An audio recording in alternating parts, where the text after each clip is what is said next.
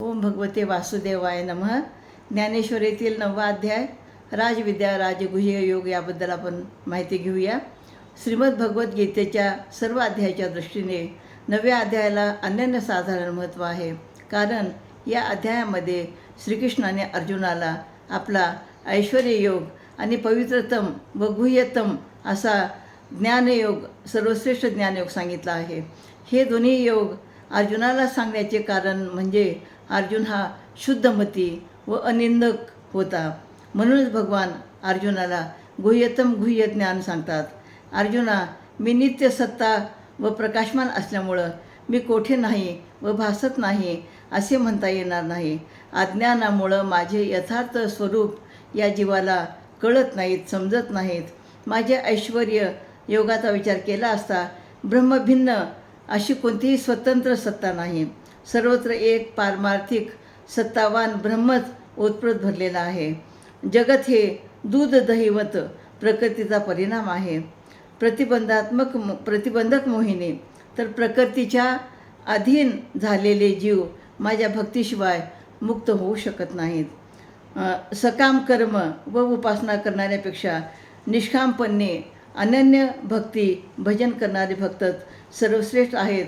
मग ते कोणत्याही जातीचे असो, कोणत्याही धर्माचे असो किंवा पशुपक्षी असो, तर ते मला जास्त प्रिय भक्त आहेत.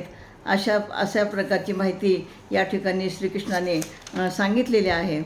तर श्रीकृष्णाने अर्जुनाला कोणतं गुपित सांगितलं ते आपण बघूया. तर भगवंत मूर्तीमध्ये असतो का? माणसं मला मूर्तीमध्ये शोधतात. केवळ मूर्तीमध्येच असतो का? मी खरं तर निराकार आहे, पण माणसं मला आकार देतात. मूर्ती पाहिले की माणसं माझी पूजा करतात. माझी इच्छा नसताना पण मला नैवेद्य दाखवतात आणि ते स्वतःच प्रसन्न होतात. आणि पुन्हा ते सांगतात की मला अलंकाराची बिलकुलही हौस नाही, पण ते मला अलंकाराने सजवतात आणि स्वतः प्रसन्न होतात. ते ज्या मूर्तीची पूजा करतात ती मूर्ती जर भंग पावली तर ते म्हणतात की हे देव नाही, कारण माणूस मला आकारात मूर्तीत शोधतात. भगवंत मूर्तीमध्ये नाही असे सांगितले आहे. जसं म्हणजे सोन्याच्या मोहरा घरात असतात, पुरलेले असतात, पण माहीत नसल्यामुळं तो मनुष्य दरिद्र आयुष्य जगत असतो. मी प्रत्येक माणसाच्या हृदयात आहे, पण माणसंसुद्धा मला इतरत्र शोधतात आणि म्हणून त्यांची ही अवस्था होते. त्याच्यानंतर श्रीकृष्णाने अर्जुनाला काय सांगितलं की ही माणसं म्हणजे मृत्यूलोकात असतात. आपण सर्व या पृथ्वीवर शरीराच्या रूपाने वास्तव्य करतो. याला मृत्यूलोक का म्हणतात? कारण येथील प्रत्येक माणूस जो जन्मतो त्याला मृत्यू येतो, म्हणून त्याला मृत्यूलोक असं म्हटलं जातं. मृत्यू येतो म्हणजे कसं? म्हणजे सूर्योदय झाल्यानंतर सूर्यास्त होतच असतो. म्हणजे सुख आलं तर त्यानंतर दुःख येतच असतं. तर इथे माणसात जे आपल्याकडे नाही ते हवं आहे, ते मिळालं तरी एका क्षणी ते हातून जाणार आहे, कारण त्याला मृत्यू आहे. मृत्यूनंतर माणूस कुठे गेला हे कळत नाही, तो परतसुद्धा येत नाही. हे सगळंच अशाश्वत आहे, कायमस्वरूपी न टिकणार आहे. तरी काही माणसं चुकीच्या गोष्टी करत निश्चिंतपणे जगतात. व्यक्ती गेली की रडतात, परंतु तो जिवंत असताना त्याला किंमत देत नाहीत, त्याची काळजी घेत नाहीत. म्हणजे माणूस कसं मोहामध्ये अडकतो बघा. म्हणजे साप बेडकाला खातो आणि बेडकाचं लक्ष कुठं असतं? त्या पाण्यातल्या माशाकडे असतं. यावरून माऊली आपल्याला सुचवतात की माणसाची हाव, माणसाचा मोह सुटत नाही, असा हा मृत्यूलोक आहे. तर स्वर्गलोक म्हणजे काय? तर उत्तम योग्य कर्म करणारे ते भगवंताजवळ जातात. परंतु माऊली म्हणतात की भक्ती भगवंताची करतात, पण इच्छा स्वर्गाची करतात.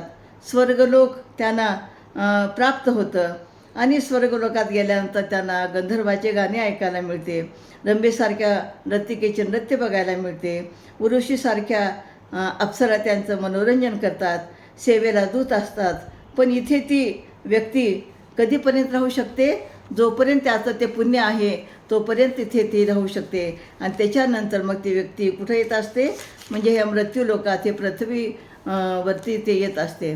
तर त्याच्यानंतर भगवंताशी एकरूप होण्यासाठी काय करायचं असतं, भगवंत कोणावरती प्रसन्न होतो हे पण या ठिकाणी सांगितलेलं आहे. तर या म्हणजे भगवंताची पूजा करण्यासाठी म्हणजे कुळ जात गोत्र हे काहीच लागत नाही. तर यासाठी भक्त प्रल्हादाची गोष्ट आपण या ठिकाणी सांगूया की भक्त प्रल्हाद हा राक्षस कुळातला होता आणि हिरण्यकश्यपू हे राक्षसी वृत्तीचे होते. पण भक्त प्रल्हादाची भक्ती पाहून नरसिंह अवतार घ्यावा लागला आणि मग त्या ठिकाणी हिरण्यकश्यपूला त्याने संपवलं. म्हणजे भगवंत फक्त कर्माची निवड करतो, श्रद्धेमुळं तो त्या भक्ताकडे जातो आणि जो भक्त अहंकाराचा त्याग करतो त्याच्या हृदयामध्ये भगवंत असतात. भगवंताला प्रसन्न करण्यासाठी म्हणजे काय करावं लागतं, तर फक्त तुम्ही साधं फुले जरी भगवंताला अर्पण केलात तरी भगवंत प्रसन्न होतात. सुदाम्याचे पोहे ते सुद्धा भगवंताने आनंदाने खाल्ले. तर या ठिकाणी श्रीकृष्ण अर्जुनाला म्हणतात की तू जे कर्म करत आहेस हे कर्म तू कर आणि मला अर्पण कर. म्हणजे प्रत्येक व्यक्तीने कर्म करायचं आणि ईश्वराला भगवंताला अर्पण करायचं. तर अर्पण केल्यानंतर म्हणजे तुला त्या ठिकाणी मोक्ष मिळतं. म्हणजे जो कर्म आपण करतो, कधी अर्पण करतो आपण, जेव्हा आपल्यामध्ये अहंकार नाही, तीच माणसं भगवंताची होत असतात. तर याच्यानंतर आणखीन काही या ठिकाणी सांगितले की काही माणसं अज्ञानी असतात आणि मीच सर्व काही आहे, माझ्यामुळेच हे सर्व घडत असतं, माझ्या कर्तृत्वामुळंच मला यश मिळालं आणि म्हणून ते दुसऱ्याला गवताच्या काडी एवढीसुद्धा किंमत देत नाहीत. अशा व्यक्तीला मी काडी एवढीसुद्धा किंमत देत नाही असे भगवंत सांगतात. तर श्रीकृष्णाला अर्जुनाने कोणतं गुपित सांगितलं, तर भगवंत म्हणतात की ह्या विश्वाचा माता पिता धाता मीच आहे. तर आणि अर्थात पालनकर्ता पण मीच आहे. भगवंताची आज्ञा म्हणजे सर्वत्र असते. तर पाण्याने आभाळातून कोसळावं, वाऱ्याने एका जागी थांबावं, पर्वताने जागचं हलू नये, समुद्राने मर्यादा ओलांडू नये, ही सर्व माझीच आज्ञा आहे असे भगवंत सांगतात. भगवंत सूर्यरूपाने तापतो, मग पर्जन्याने बरसतो. सृष्टी म्हणजे माझी सावली, मी एकच आहे, परंतु निरनिराळ्या रूपामध्ये सृष्टीमध्ये असतो. सृष्टीमध्ये वेगवेगळे जे जीव असतात, प्रत्येकाचं नाव वेगळं, रूप वेगळं, कुळ वेगळं, पण ते बदलत नाही. म्हणजे जसं एखादं झाड असतं तर त्या झाडाला फांद्याचे आकार वेगवेगळे असतात, पण ते एकाच झाडाचे असतात. जसं सोन्यापासून दागिने बनवले जातात, पण सोनं मूळ रूपामध्ये सोनंच असतं. सूर्याचे किरण सगळीकडे विखुरली जातात, पण सूर्य एकच असतो. तर त्याप्रमाणे व्यक्ती कितीही असली तरी सगळ्याचं मूळ एकच आहे. म्हणजे परमात्मा आणि आत्मा एकच आहे. तसा भगवंत सर्वत्र असतो. काही भक्त भगवंताचे नाव घेत असतात, काही भक्त सर्व जीवसृष्टीमध्ये भगवंत आहेत म्हणून एकमेकांना नमस्कारसुद्धा करत असतात. आपण जेव्हा पंढरीच्या पायीवारीमध्ये आपण जातो तर पायीवारीमध्ये सुद्धा तुम्ही वारकरी बघा की एकमेकांना नमस्कार करतात, एकमेकाचे चरणस्पर्श करतात. म्हणजे प्रत्येक व्यक्तीमध्ये, प्रत्येक वारकऱ्यामध्ये ते पांडुरंगाला पाहत असतात, भगवंताला पाहत असतात आणि सगळीकडे मीच आहे असं मानलं की त्यांचं जीवाचं कल्याण होत असतं. आणि म्हणून ते म्हणतात की जे व्यक्तीमध्ये जीवसृष्टीमध्ये मला पाहतो त्या व्यक्तीला म्हणजे वेगळी पूजा करावी लागत नाही, वेगळं कर्म करावं लागत नाही. म्हणजे सत्कर्म करणं, समाजाचं कर्म करणं, गोरगरीब लोकांना मदत करणं, हे तुम्ही जर कर्म केला तर माझी वेगळी अशी उपासना करण्याची आवश्यकता नाही.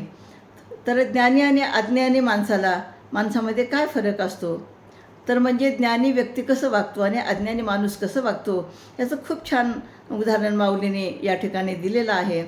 तर कमळ पण चिखलातच असतं आणि बेडूक पण चिखलात, दोघंही एकाच ठिकाणी राहतात.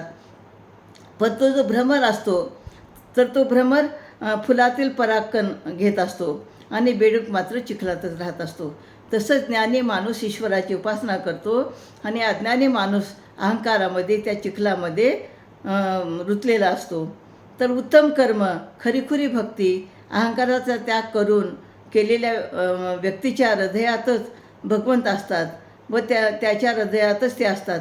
नाहीतर माणसं अज्ञानाच्या चिखलामध्ये रुतत असतात. अज्ञानी माणसं अशा प्रकारे त्या चिखलात रुतत असतात. म्हणजे काही माणसं हे निवडुंगासारखी असतात. म्हणजे ते सावलीही देत नाहीत आणि फळ पण देत नाहीत. आणि म्हणून कधीही न बरसणारे मेघ पाणी देत नाहीत. केवळ नकारात्मकता असते, तशी काही माणसं असतात.